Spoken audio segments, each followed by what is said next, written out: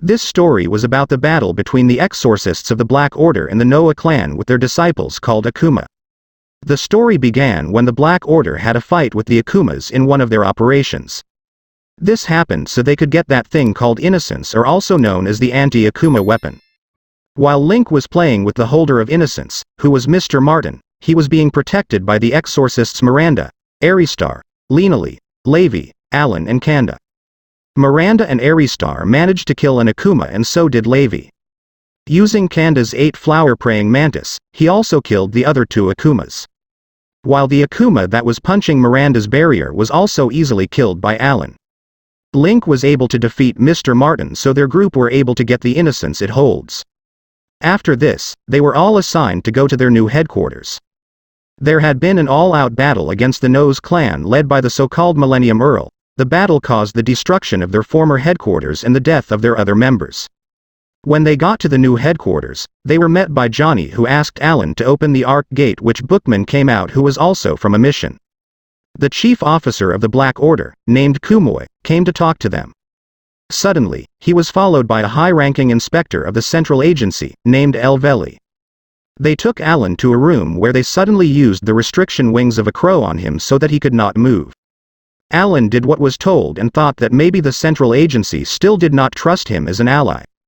After they went out with the crows, Bookman assigned Levi to watch over Alan. Alan was taken to another room where General Cross, who was his master, was waiting. Alan immediately asked him about the connection of his adoptive parent, named Mana Walker, and the 14th member of No's clan. Cross answered that the 14th member has an older brother who was always with him until he betrayed the No's clan and was killed by Millennium Earl, and this was Mana. Then Cross suddenly called Alan as 14th, which surprised Alan and Levi. Cross even asked Alan if he really could not feel 14th in his body. Alan insisted that he did not know what Cross was saying, but Cross was able to conclude on this because Alan knew the pianist song that can move the ark. For as far as they know, it was only 14th who knew how to play it. Alan recalled the day when he and Mana were together at the circus and they buried Mana's dog. The young Alan cried as he remembered the dog while it licked his hand. When Cross noticed that Alan was staring into nothing, he slapped him.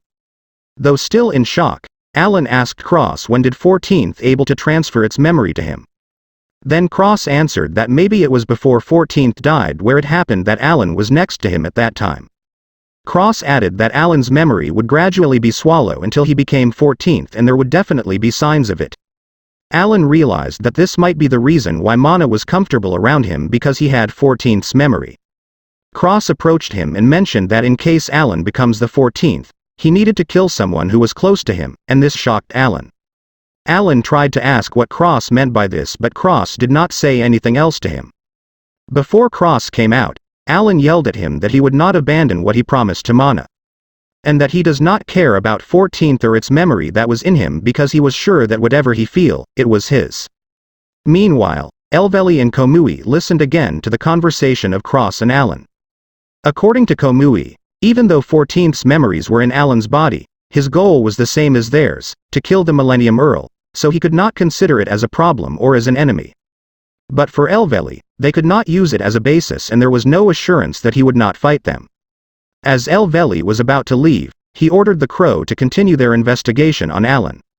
While Cross was in his room, he heard someone knocking on the door, so he took out his gun, for he felt danger.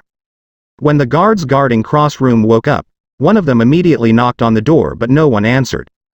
Because of this, he was forced to open the door and saw the bloody body of Cross on the window. He closed the door again and ordered his companion to quickly call Director Elveli. When he opened the door again, Cross was gone and the window glass was already broken. Just a few moments after Elveli and Komui arrived in the room, Alan also came when he heard what happened. He was shocked to see the blood scattered near the window and the bloody mask of Cross. Elveli talked to Alan and suspected him as the one who attacked Cross, but Alan also told the same suspicion on Elveli. When Alan left, Elveli told Link that it might be done by the central agency, because of what Cross mentioned earlier. Then he summoned all the exorcists and informed them of Alan's situation, as he possessed 14th's memory. But even though it was the case, Alan would still be allowed to continue as an exorcist. This was because the Black Order still needed Alan's ability as a pianist and could not afford to lose another member. But according to Komui, if 14th woke up in Alan's body and becomes a threat to them, Alan suddenly came and continued what Komui was about to say, that they needed to kill him when it happened. One night, while in an operation, Alan listened to Cross last wishes for him from its pet golem, named Tim. Their mission in this operation was to capture the so-called phantom thief G. They learned from its previous crime that this phantom usually sent a letter first to its target place before it attacked. Since this phantom G sent a letter to the museum where a crown was placed, the group of Alan decided to go there. The policemen were surprised when phantom thief G suddenly appeared and quickly took the crown. Kanda was able to knock it down and recover the crown. They were shocked that phantom G was already at the top of the building and holding the crown. Alan suddenly attacked it, and when it got up, it threw the crown away. At the same time, phantom G moved to Link's body. When Alan got the crown, he was attacked by Link, who was controlled by phantom G. Alan was confused by the sudden attack. Since he did not want to hurt Link, he tried to avoid its attacks on him. When Kanda came there, G used the secret spell of a crow on Kanda. When G just laughed at the police for catching the person he used, Alan told G something that made him angry and suddenly attacked. So Alan used his weapon called Innocence and Kanda's weapon to fight against phantom G. Alan managed to stab G, and because he did not know that the crown clown was impervious to a person, phantom G panicked. After a few moments, phantom G left Link's body. Using Marie's keen hearing, he found out G's location because of its constant crying. The next morning, they went to an orphanage that Marie pointed as G's location. When they heard a woman's scream, Alan quickly ran to the door, and when he opened it, he bumped on a child, named Timothy, who was thrown by Amelia. Because of this, G moved into Alan's body and the phantom G turned out to be Timothy. When they got inside, they tied up both Alan and Timothy while talking to a nun and Amelia. Then Kanda and Marie told them what Timothy was doing and the thing on its forehead that they believed gave him the ability to do those things, which was the innocence. Once they could prove it, they would bring Timothy to the Black Order to make him an exorcist as well. Suddenly a barrier was activated from an insect that perched on the building. Moments later, the building was attacked. Fortunately, Alan was able to protect Timothy and the others. They saw a level 4 akuma that immediately attacked the children, so Alan and Kanda stomped on it, then followed by Marie's attack. Alan was about to create the arc gate, but he was unable to do it. They decided to go downstairs to hide in the basement, but the nun and the children with her became like controlled dolls. Suddenly, a level 2 akuma appeared and quickly grabbed Timothy. When Link rushed to attack, he was shocked that there were other akumas too. One of them hit him, but he immediately retaliated with an attack. Link used the black-winged flame spirit and it destroyed the akuma holding Timothy, but he too became like a doll because of the 6-second barrier. The akumas caught Timothy again, and while he was crying, Alan spoke to him using Tim. Amelia shot the akuma holding Timothy, so another akuma rushed at her. Before Amelia was hit by its attack, Timothy intercepted the level 2 akuma and stopped the attacker who wanted to hurt Amelia. He activated the divine possession of his innocence, but he was immediately attacked by the 2 akumas, so they quickly came out of the building. He also saw his inner innocence that only he could see. He even begged his inner innocence to teach him how to defeat the akumas in front of him. Then he attacked them until these akumas were thrown towards Alan's location. When Timothy remembered the ability of the akuma he possessed, he used it on his opponent and followed it with another attack, causing him to defeat it completely. But because he only possessed level 2 akuma, its strength did not work on a level 3 akuma. When he found out about it, he immediately left the level 2 akuma and tried to transfer to the level 3, but unfortunately, he was not able to do it. Then the akuma made an attack, so he immediately returned to his body and Link came to intercept this attack on him. Meanwhile, Reaver arrived at the orphanage with Inspector Galmar, who was Amelia's father, and the other exorcists were also with them. They found out that the building had a barrier, so a third exorcist, named Madarao, came to the door and they were surprised that he was able to pass the barrier easily. Due to the repeated attacks of the akuma on the barrier made by Link and the attack of the level 4 akuma to Alan, Link was not able to handle the situation. Before Link was hit by the akuma, Madarao came and blocked the attack. It activated the primordial void and absorbed the akuma in front of him. Alan and Kanda worked together to attack the other akuma, but they were still struggling in fighting it. While bullets rained on Alan, he ordered his crown clown to attack the akuma from behind and dragged it towards him. He thought that the crown clown would not affect him because he was a human, but Alan was surprised when he was injured by it. The akuma was about to attack him when he touched its face, and when he spoke, the akuma burst into tears when he mentioned Noah, and this gave Kanda a chance to attack it. Then the two of them worked together to kill this akuma. When the group of Reaver found the insect that was the source of the barrier, they removed it immediately. Then they saw the current appearance of the building after the attack of akumas. The group of Alan came out of there, while the nuns and children also returned to normal. As Inspector Galmar was telling Alan how he brought Timothy to the orphanage, Timothy decided to join the Black Order as an exorcist, so Amelia also decided to join too. One day, Alan dreamed of a battle that took place and that he was attacked by a crown clown. He saw Mana there, and while they were playing, he noticed that he no longer called him Alan. When he woke up, there was something different in his eyes, and when Lena called him, his eyes returned to normal. When Alan came out of the room, Lena remembered what she noticed about Alan's eyes earlier. After Kanda talked to Komui, he also remembered what he noticed on Alan in the previous battle. The North American branch, Chief Rennie visited Komui, and she was with the two third exorcists, named Madarao and Tawaku. While Alan and Marie were doing their training, Marie was able to push Alan hard that caused him to be thrown towards the third exorcist, named Gushi. When Alan held Gushi, it responded to the innocence that was in his hand, so he was suddenly thrown by Gushi away. Link came in between them to reprimand Gushi of what it did, but Tokusa said that they were half akuma and this was the reason why their body reacted to an innocence. Meanwhile, as they were talking to Rennie, she said how they developed the third exorcists and why they did it. Bak was very angry about it because of the previous incident during the second exorcist program, which he did not want to happen again. Among the second exorcists were Kanda and the other one named Alma Karma. One night, the policeman noticed a man asking for help. They approached this man and were surprised that it had 5 eyes, then this man killed them. It turned out to be Wisely, a member of No's clan and the 5th apostle. Suddenly, Millennium Earl Adam and their other members also appeared in the area. Adam said that it had been 35 years when 14th killed them, and because of the destruction of their Noah memories, it took a long time before they were reincarnated. Only the 8th apostle was not with them because he was killed immediately after being reincarnated. For 7,000 years they had been reincarnated repeatedly to join Adam or Millennium Earl in fighting the innocents. They immediately ordered the akumas to attack, and the exorcists of the Black Order also acted immediately to fight off their enemies. Due to the large number of akumas, the exorcists were having a hard time to defeat them. Suddenly, the third exorcists came there and used the primordial void. It was able to absorb a lot of akumas. While Tokusa was talking to Alan, a third apostle, named Taiki, suddenly attacked Tokusa, causing his hands to be cut off. The other apostles also appeared to other exorcists. Madarao attacked Taiki so they could escape from there. Alan noticed that Taiki had the same ability as Kanda. Then Tokusa said that he hoped they could match the ability of the second exorcists. Madarao was about to try to absorb Tokusa, but Alan stopped him. Soon they were followed by Cheryl, who took Tokusa, while Alan and Madarao were attacked by Mishima and Taiki. Kanda and Tawaku faced Wisely, who did something to his memory. While conducting the conference in the North American branch, which was attended by Johnny, they saw Alma Karma. After a while, Adam and Rode attacked them. As they escaped, Cheryl managed to control them all and brought them to a room where Adam was waiting for them.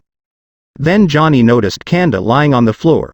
When Kanda got up and saw Alma, he remembered the time when they first met.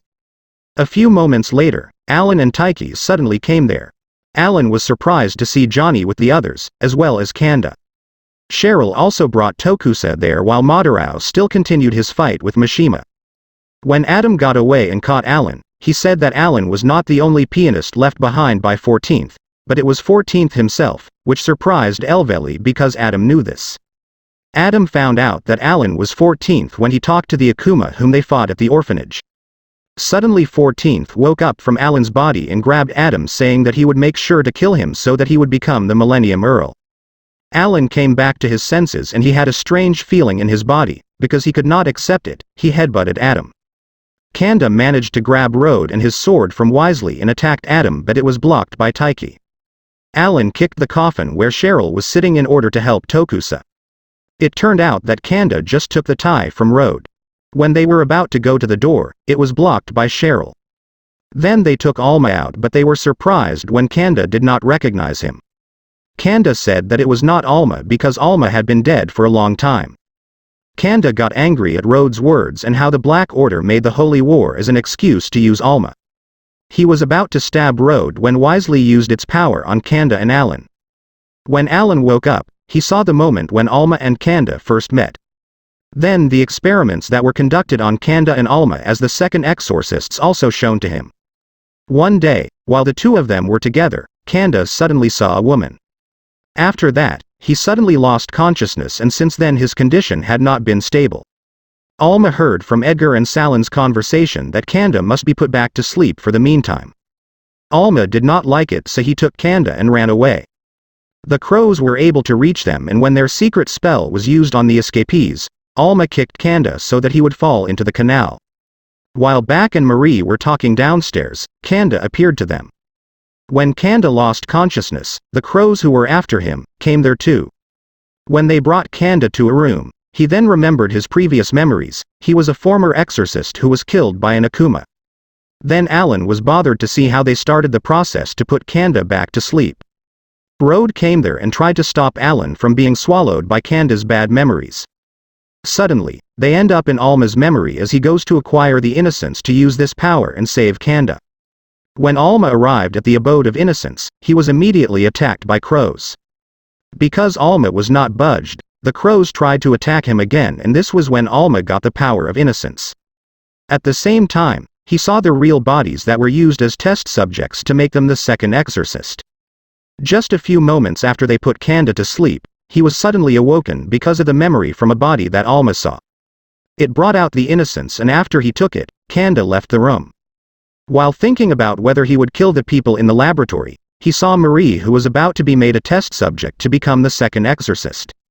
Salons immediately found out that the door to the treatment room where they locked Kanda was broken. Then Alma suddenly came to them. When Kanda accidentally poured blood on Marie's wound, it healed quickly. After hearing Kanda's voice, Marie immediately recognized him, that it was the child that he helped the other day. Since Marie could not see, Kanda tried and used his strength to lift him up. When Kanda went to a room and met Alma, he noticed many dead bodies lying on the ground. Kanda even got confused because it wanted to kill him too. Alma managed to cut off one of Kanda's arms and followed an attack on its stomach. Alma tried to kill himself as if trying to take control of his body, but his wounds healed quickly. He also attacked Marie, and after that he hugged Kanda and attacked him from behind. But after a while, Kanda made a decision on what to do. He took his innocence and attacked Alma. Then he told Alma that he decided to live even though he would need to kill him. He repeatedly attacked Alma, and Alan could not take it anymore, so he punched Kanda, causing them to wake up together with Road. Then he saw that his colleagues were being swallowed, and Alma came out and woke up. Alan was about to try to save Johnny and the others, but Cheryl used his power to stop him. When Alma could not handle what he was feeling and the things around him, he blew up the entire building. After Alma had been awoken completely, Kanda immediately confronted him. When Alan saw Tokusa and noticed the whole area that was being destroyed, he thought everyone was dead. Fortunately, he found out that no one was killed when Johnny called him because he was protected by the power of Tokusa and the others as well. As Alma approached Kanda, the cells on the body of the third exorcist reacted and gone wild because of extreme anger. When Tokusa became a monster, Alan's crown clown automatically attacked him. Even Madarao and the other third exorcists were slowly turning into monsters. In this situation, Kanda and Alma started to fight, and using Kanda's fourth illusion style, he was able to hit Alma. While Alan could not fight well against Tokusa's monster form, Adam talked to him saying that he wanted to take him, and if Alan agreed, their group would stop the fight. He added that he could remove the dark matter from the body of Alma and on the third exorcists because he was the one who created the akumas. When Alma got up, she immediately attacked Kanda. Then Kanda suddenly remembered the woman who was supposed to be waiting for him. He used the fifth illusion style that changed the color of his hair and deflected Alma's attack. While Tokusa became aggressive when he saw Back, and recognized it as Edgar, so it released a power that greatly affected the others in the area. In this chaos, Back used the God's Seal to summon four, and when it came out, it saved Alan. When Taiki noticed that Alan seemed wanted to join them, he immediately attacked 4. When 4 got up, he followed it with another attack but Alan blocked it. Back told Alan to focus on Alma and Kanda for they would take care of the rest. Because of this, 4 fought against Taiki and Alan quickly went to Kanda and Alma. When Kanda attacked Alma, Alan suddenly blocked this which surprised Alma. In Kanda's anger, he used his ripping flash claws, that made Alan and Alma thrown away and he immediately stabbed Alma. The damage that Alan received from Kanda's innocence affected him greatly that he struggled to fight again. Alma managed to fight back against Kanda but Alan stopped him. When Kanda fell, Alma suddenly attacked Alan when he was about to go to Kanda. Alma suddenly felt something and when he grabbed Alan, Kanda attacked them. At that point, Alan and Kanda fought and while they were exchanging attacks, Kanda was able to stab Alan. From Alan's stab wound, the color of his body gradually changed as if it was becoming the same color of those members of Noah. Alma got up and was about to attack Kanda when Alan unleashed a powerful force and it hit Alma. Alan woke up as 14th and all of them were alerted as they also felt the ground quake. At that moment, Adam was very happy that 14th finally woke up. In his inner self, Alan opened his eyes then noticed that he was bound and facing a man who looked like Taiki. He introduced himself as Nia who is the 14th and the Noah who was supposed to destroy everyone. Tim suddenly grew and broke the barrier where Alan was. When Alan returned to himself, one of his eyes saw Alma's true self and was surrounded by a chain. Alan was about to mention this when Alma stopped him. He wanted to destroy himself up in front of Kanda. When it exploded, Tokusa gone wild again, so Back immediately stopped him while 4 and Taiki continued their fight.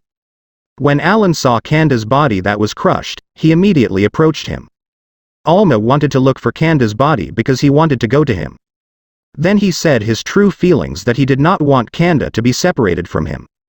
Because of this, Alan picked him up and was about to go to Kanda's body, but before they could go there, Alma's body suddenly transformed into a monster.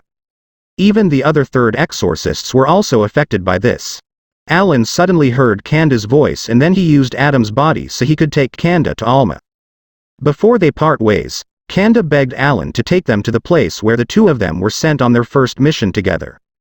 Kanda hugged Alma tightly and when Alan came down, he immediately opened the ark gate.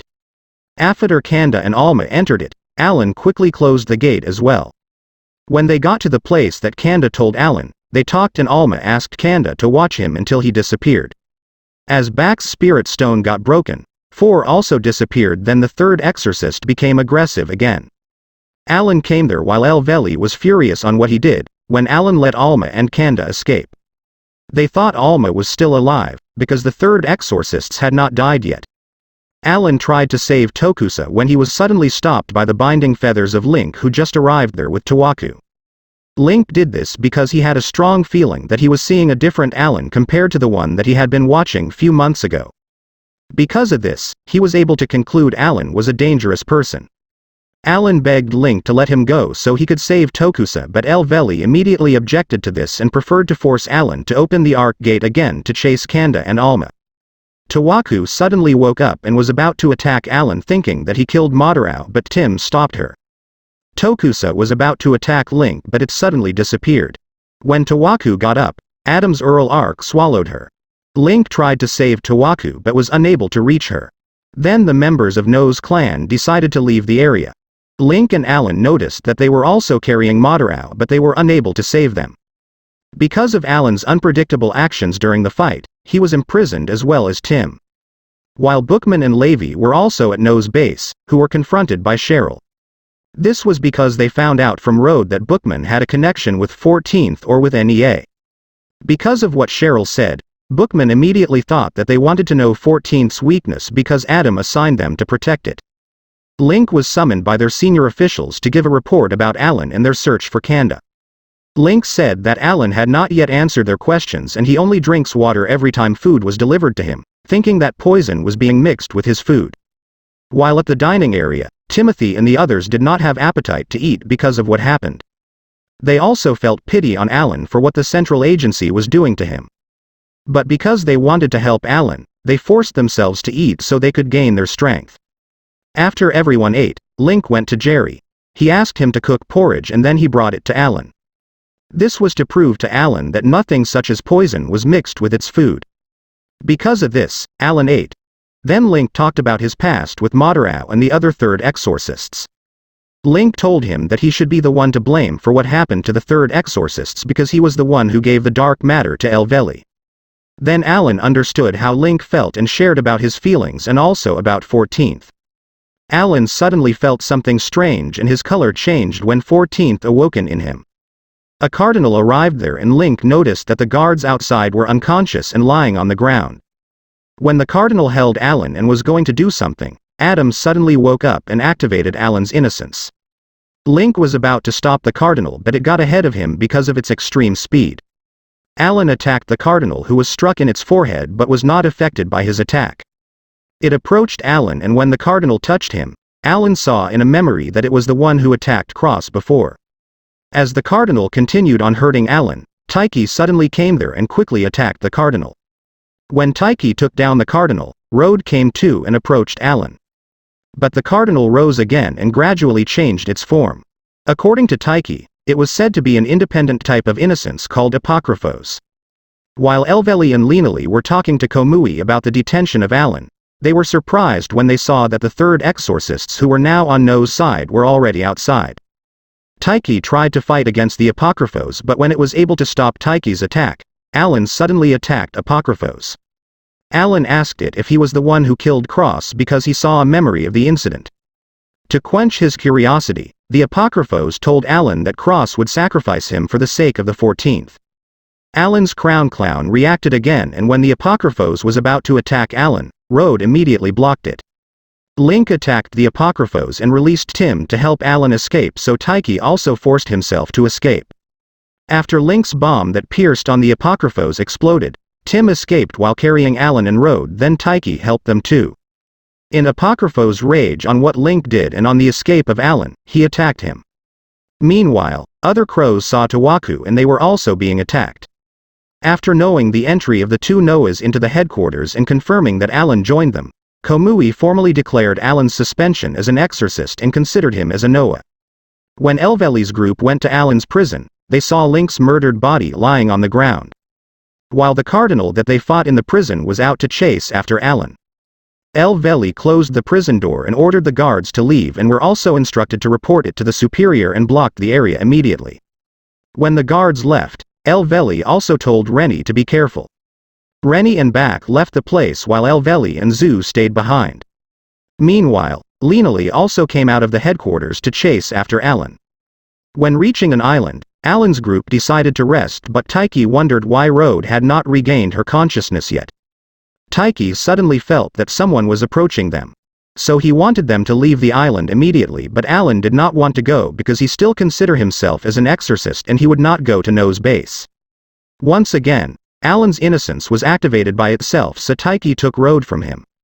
It turned out that it was trying to communicate with the Apocryphos. Taiki intended to remove it from its body but Alan avoided and refused to let him do it. While the exorcists chased after the Noahs and Alan, they were confronted by the third exorcists and the akumas. On the other hand, Linali faced the other akumas causing her to stop from her pursuit on Alan. Because of the different noises that Marie heard, he found it difficult to trace Alan's location. They felt that someone had put up a barrier in the area, so they wondered who did it. After the explosion of the charms of flame feathers, they only realized that they were surrounded by fire created by the third exorcists. Madarao released the vengeful akuma who immediately attacked the exorcists. While Linali was fighting against the akumas, Komui tried to contact and spoke to her. She was assigned to chase the 14th because the other exorcists were already stranded and were currently fighting the third exorcists.